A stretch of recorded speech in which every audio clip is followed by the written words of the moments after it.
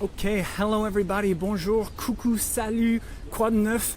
This is episode number 7 of my series of live video walks, live video tours of Paris. Now, I don't have the best reception at the moment in this area, so I hope this is going to come through loud and clear. I can see you're already connected, but once again, I'm going to bide a little bit of time, just waiting for some of you live viewers to join me today. So welcome, and again, this is episode 7. What we're going to do, as you can see in the title of this video, is the area of the Palais Royal. It's another rainy day. It's been raining on me every single day that I go outside. I'm not complaining because, you know, being under the rain in Paris is better than being in a lot of places. But we're going to explore the first arrondissement and the Palais Royal. Why? Because there's some cover. You can see my umbrella creeping in there. So hopefully you guys are really getting the effect. Hello everybody. Hello Ellen. Hello Kate.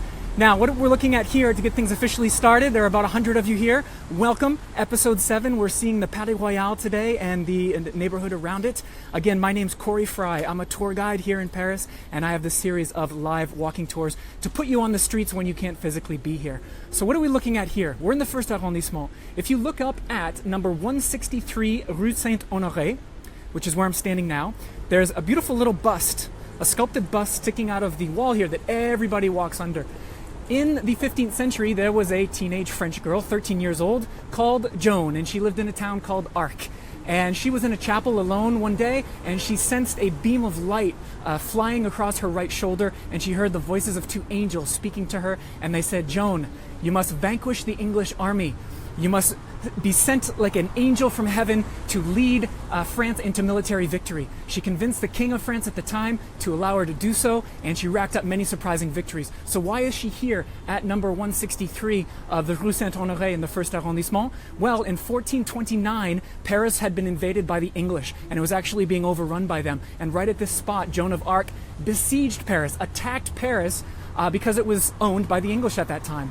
And so that's why here at 163 we've got the plaque. As I pan around here, I am going to show you, oh my goodness, some beautiful architecture, and we're going to hit the streets. Hello everybody. Thank you for those hearts and the smileys and the thumbs up. I really like that, not only because it strokes my ego, but honestly it lets the Facebook algorithm know that you're having a good time, and then all of a sudden this video will show up on people's Facebook feeds, and that's the idea. We want to reach as many people as we can. I'm in the first arrondissement. Welcome everybody. Ooh, there's some love. Thanks for all of that.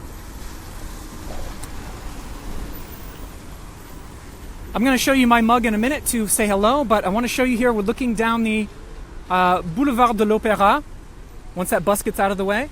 In fact, as I cross the street, don't worry, I have the walk signal.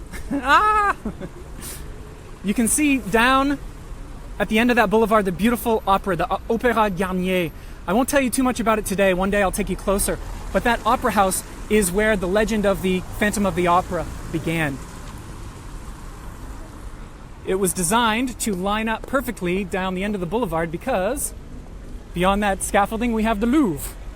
And the Louvre famously was a residence of Napoleon III, and he was the one who built the opera. So he wanted a straight shot from his bedroom effectively to see the Paris Opera House. Here we go.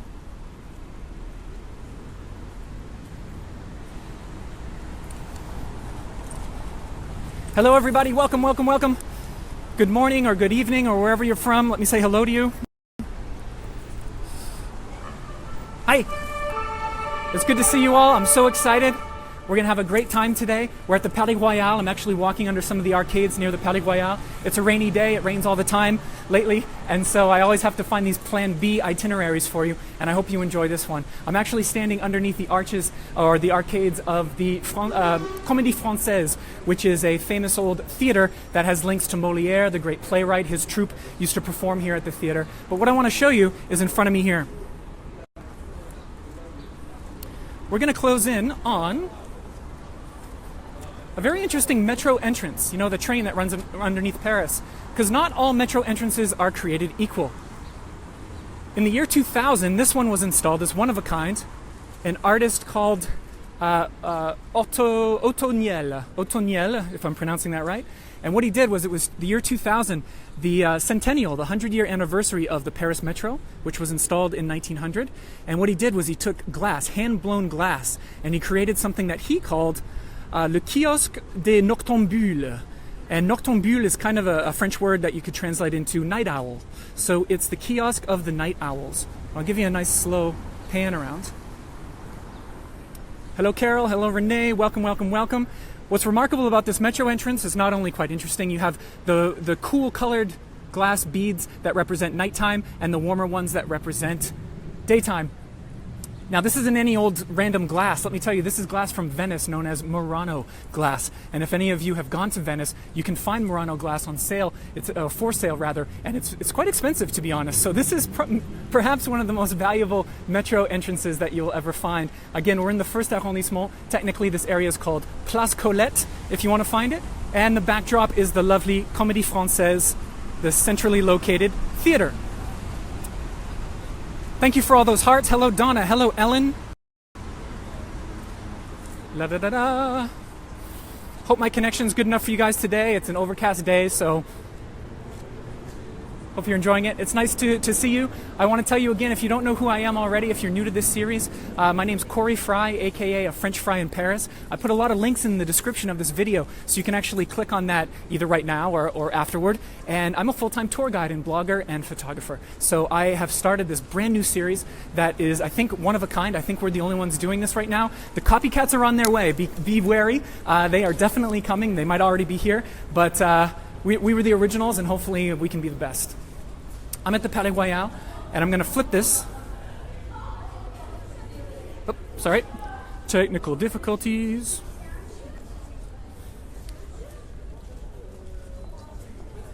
Sorry guys if the video is a bit choppy. I've got so-so reception here at the Palais Royal.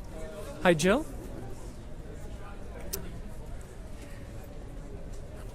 So we're in the first arrondissement here. The Palais Royal is an interesting location. A lot of people don't expect to see what we're seeing right here. I know some of you maybe have discovered this square, this courtyard. Some of you maybe have not.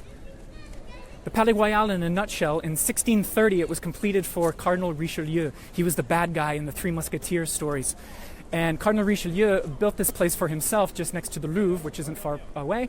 And it took so damn long to build these things that these people would die. The owners would die before they could enjoy these residences. That was pretty much the case for Richelieu.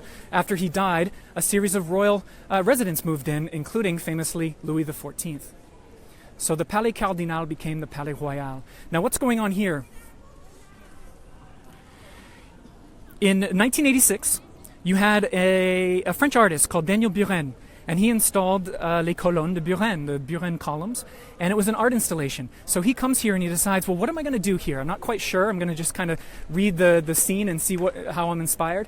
And he found all these beautiful limestone columns of the Palais Royal, and he said, I'm going to do a playful 1980s take on that. And so it's art. 280 columns, if I'm not mistaken. And some Parisians, most have accepted it, you know. They think outside the box a little bit occasionally. Now, I want to show you something really fun. This is actually something in the courtyard of the Palais Royal that I've been wanting to do for a long time. This right here, I don't know if you've seen it, if you've been here. This has become sort of an impromptu wishing well. So there are two levels to this installation at the Palais Royal. Mr. Buren, some of the columns actually descend down, if you can see that, to another level where there's water. But for whatever reason, this has become a wishing well. And you can see that people throw coins, and if you can toss a coin and get it to stay on the top of this pillar, then your wish comes true, and you can see all of the dashed wishes down below, right? So, what I wanted to do here, we've got some customers here who are going to try their luck. Hello. Now, I could try this with one coin, but if I screw it up and I don't land on top of the pillar, I'm going to be embarrassed live on the internet. So I decided to do something else that I've been wanting to do for a long time. Here we go. Again, the goal is to throw a coin and get it to balance on top of the pillar. So I can't lose this way, right? So I've always wanted to try this. You guys ready? Thanks, Missy. She's rooting me, a cheerleader. Super fan Missy Lamb. Here we go. 1, 2, 3. Oh, I think I got 1 or 2, right? I think I got 1 or 2. Nice. Nice, nice, nice, nice, nice. Okay, fantastic. Here we go. Moving on, I got 2 wishes that I can make, which will be really fantastic one day. We're at the Palais Royal today. Hello, everybody. Tina, I'm glad you got a kick out of that. Thanks, Sherry, for the cheerleading. Hi, everybody. So again, I know new people come to this series every week, and so I feel like I have to reintroduce myself. Corey Fry of French Fry in Paris. I'm a blogger and a tour guide. You can check out the link in the description of this video. People are looking at me as usual, wondering what I'm up to here. We're in the Palais Royal today. I want to throw in a very quick plug. I started something very special today, a Patreon page. Patreon is a crowdsourcing website that allows creators and artists and things to connect with their fans and allows fans to support the project. So if I have the link, my Patreon link, and essentially if you want to support this project financially and help me refine it and help it to thrive and evolve, then take a look at that. I'd really appreciate your support. I know quite a few of you have already decided to donate, and that's really great. You're fantastic. So enough about me.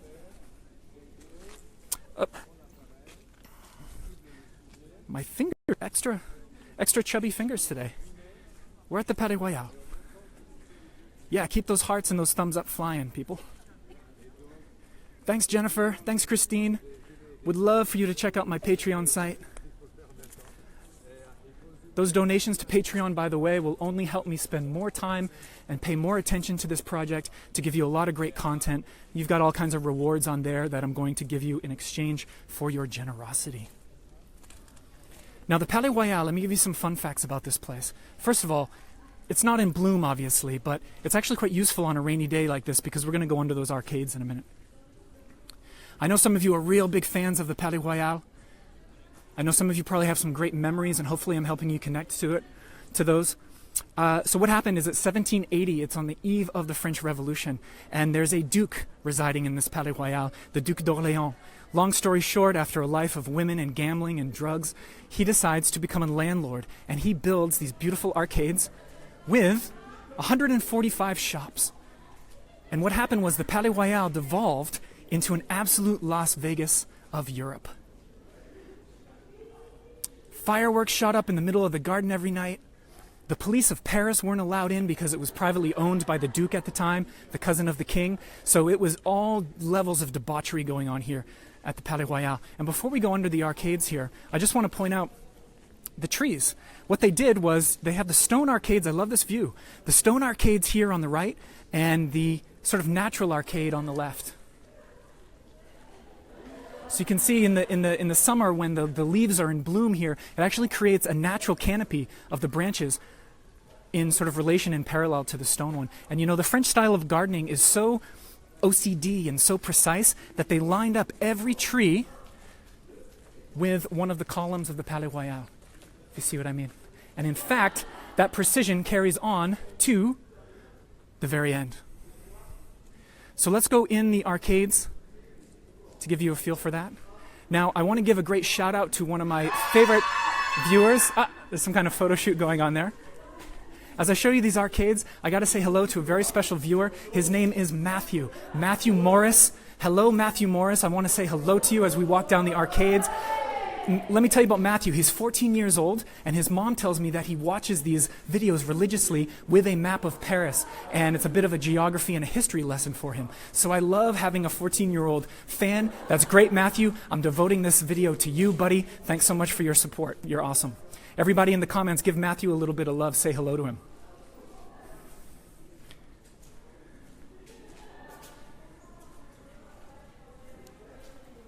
So, boy, isn't this just fantastic. The arcades of the Palais Royal, just stunning.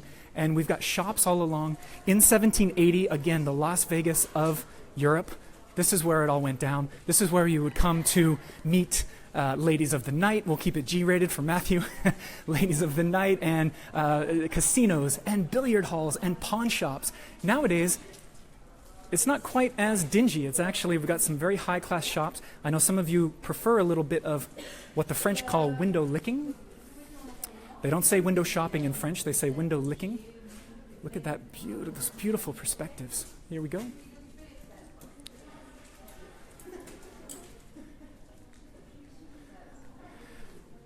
So some of you know the idea of being a flâneur and what that means. It's this great French word that basically means you're walking around with no sort of destination. You're not trying to get anywhere. You're just strolling, looking for inspiration and sort of being a passionate observer.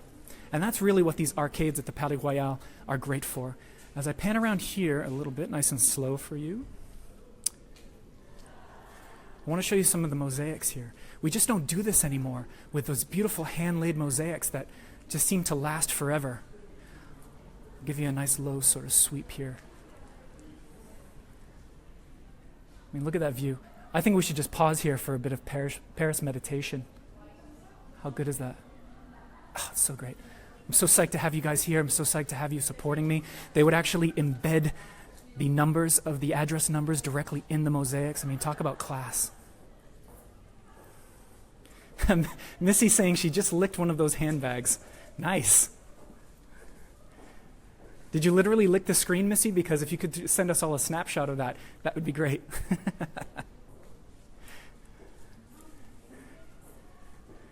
Let's go back into the garden here. Whoop. Again, we're in the first arrondissement. Look at this detail. I know you folks are all around the world and you enjoy stopping for just these little moments of the sort of gilded gate tops. Yes, Marianne, Paris meditation. That's exactly how I see it. What else can I tell you about the Palais Royal? When you do a tour of the covered passages with me, I will take you through this area a little bit and give you some juicy stories. One of them is related to Napoleon. Let me tell you, Napoleon's 18 years old, and he comes here as an unknown French soldier. And there were women everywhere, and you could sort of take your pick back in the 1780s, just before the French Revolution. And Napoleon comes here completely anonymous, and he's determined to be with a lady for the first time. Again, I'm thinking of Matthew here. I want to keep it G-rated for everybody. And he finds a lady, and he spends the night with her and writes about it in his diary. So this, in the Palais Royal, is where Napoleon took care of that task, so to speak. And he must have enjoyed his time at the Palais Royal, because later when he becomes Emperor of France in 1804, Napoleon very promptly legalizes prostitution in Paris. Let me take you into this side of the arcades. Where is the Starbucks, David said. How dare you, David? How dare you? Thanks, Nora. Nora says she loves Paris in the winter. Napoleon is my hero. Now, Matthew, at 14 years old, isn't the youngest viewer right now. Not only my daughter, who's 2.5, I think she's watching, but my little niece, Mila. Mila. I know that she watches with her parents. So I've got a lot of great family support here as well.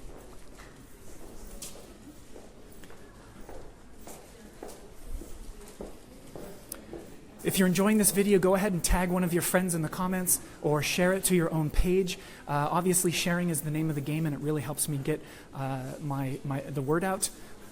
A little bit of food porn for all of you guys.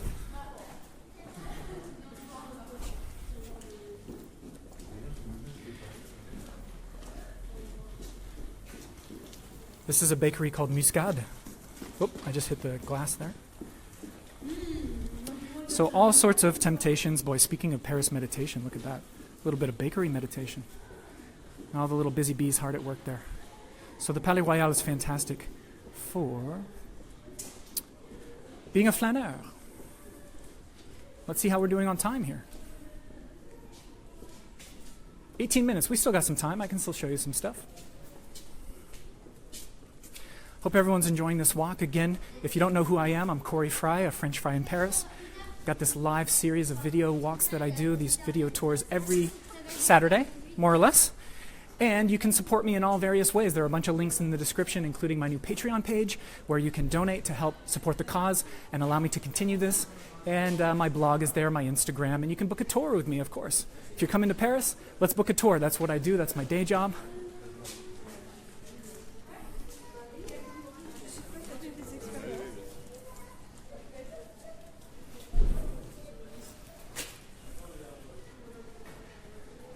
Thanks, Deborah, saying you love these tours. I appreciate it. Yeah, thanks, Debbie. Yeah, I'm going to start the tradition of window knocking with my camera. Now, there's a restaurant here at the northern end of the Palais Royal. It's called the Véfour. Now, I wanted to show you the interior of this, at least through the window, but I'm afraid that on Saturday, the lights are off. It's actually closed. But I'm going to give you just a little... Oh, there, I knocked the window again. A little bit of a glimpse, if you can make it out. This was featured in the Midnight in Paris movie, right in one of the early scenes. It's a Michelin star restaurant run by Guy Martin. It'll cost you about 300 euros, I think, for a meal. So if anybody really, really likes these tours and you want to take me out for a dinner there, I won't say no. Another view here of the Palais Royal. Let me see if I can set up a bit of a composition for you.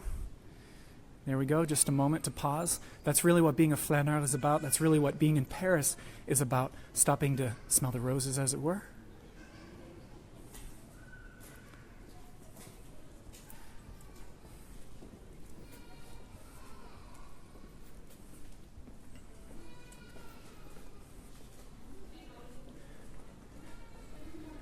See how we're doing in the comments.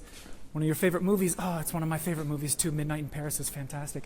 I want to remind you all, that we are going to still stay together at the cafe. There's going to be a post-tour cafe chat, which I like to do, and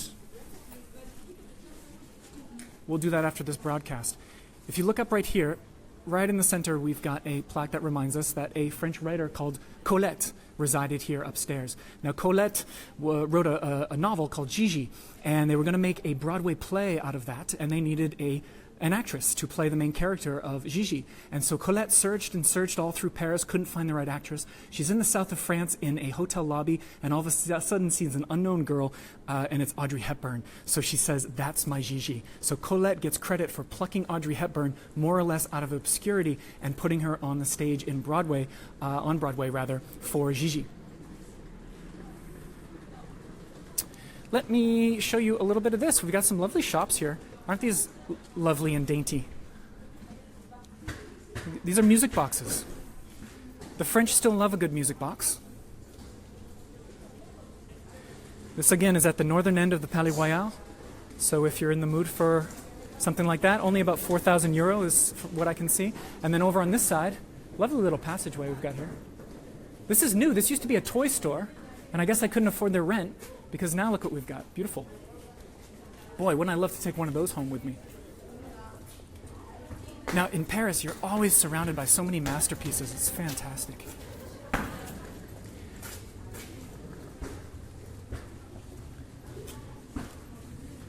Oh. Okay, everybody, we are going to wrap this up with just one more stop. I'm going to show you something real special.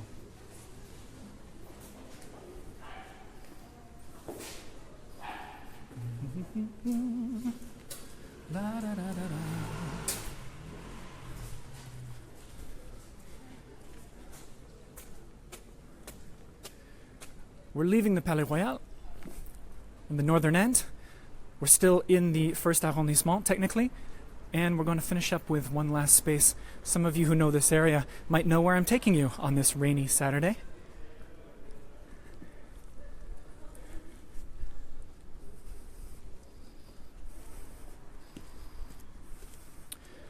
I've always liked this little staircase. Feels like a little secret passage for me. Speaking of being surrounded by masterpieces in Paris, this shop where this guy does beautiful handmade shoes, look at that, stunning. Just give you a look at that. There we go. So before I wrap things up, I want to thank you guys so much before we get to our last stop here. Thanks for the continued support, spreading the word, sending me love. Obviously, my supporters on Patreon that have already arrived, thank you so much. This is going to allow me to do bigger and better things and really help this project to survive and thrive. One last thing to thank you for your patronage. A little something called the Galerie Vivienne. Here we go. I know you're all going to like this. Oh, here come the hearts and the thumbs up. Now, last week we did Wednesday we did the covered passages, but I didn't include this one. Technically, I'm not meant to film in this one, but you know what? Forget that. We're going to go in anyway. I don't know what kind of reception I'll get in here, so I'm just going to stop at the entrance so I don't lose you all.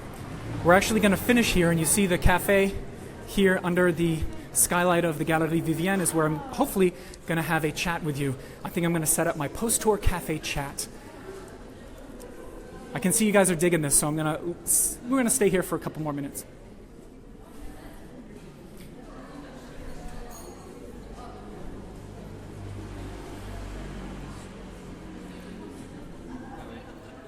Like 1826 this thing was built. Look at that glorious glass. It's actually in need of a scrubbing, but that kind of adds a little bit of atmosphere, doesn't it? I'll give you the pan down again. Galerie Vivienne in the second arrondissement, 1826. And boy, I have always, since day one when I came to Paris, I have adored this little spot. And as long as I get good reception here, I think I'm gonna set up in that cafe. I'm gonna turn off this broadcast, everybody. Let me say goodbye. Let me switch around this way so you can enjoy the view behind. Okay. Thanks, everybody. Corey Fry, French Fry in Paris. You're going to find all the links that you need in the description of this. Please share this video. Let people know about it. Spread the word. I'm providing these free videos every week, and as long as I can get a little bit of support from you all, I'll be able to continue this and even develop it into something bigger. So thanks so much. Take care. You're going to see me again very soon, and I think that's all I want to say. Remember, you can come back every week, and if you can't bring yourself to Paris, I'm going to bring Paris to you, okay? Thanks, guys, for your support. I'm a little bit emotional about it, honestly. It's just been so wonderful. So thanks, and I'm going to make a lot more videos for you guys. Okay? Take care. Bye-bye. This is going to go on replay right away so you can watch it if you missed the beginning. See ya.